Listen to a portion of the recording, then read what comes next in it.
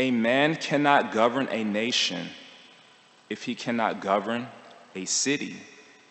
He cannot govern a city if he cannot govern a family. He cannot govern a family unless he can govern himself. And he cannot govern himself unless his passions are subject to reason, end quote. So I'll repeat that one more time. Quote, a man cannot govern a nation if he cannot govern a city. He cannot govern a city if he cannot govern a family. He cannot govern a family unless he can govern himself. And he cannot govern himself unless his passions are subject to reason. End quote. So in this regard, it should be pointed out that why did Krishna descend in this world? To chastise leaders whose passions aren't reasonable. Paritranaya sadhunam vinashaya charduskritam dhamma samstapana arthaya sambhavame yuge yuge.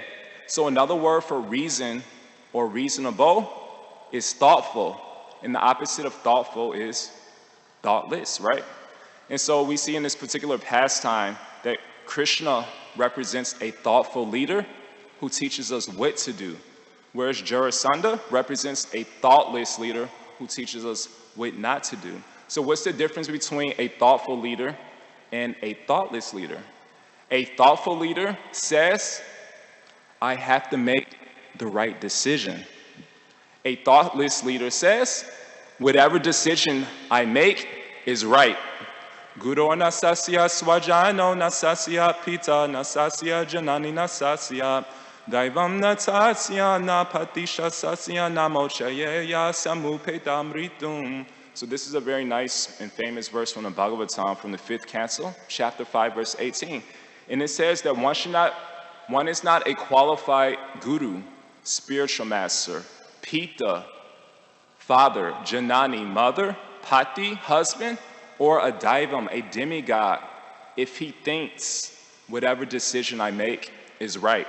And so we see that a qualified leader, they're very thoughtful. So therefore they think, I have to make the right decision. So they're very contemplative. They just don't react. Like normally as conditioned souls, there's a saying, a popular saying, that we could either, whatever circumstances come our way, we could either react or respond. And just like the other day, there was a nice quote I was mentioning. It says, responsibility, or the ability to choose your response, is about making a conscious action, not an unconscious reaction.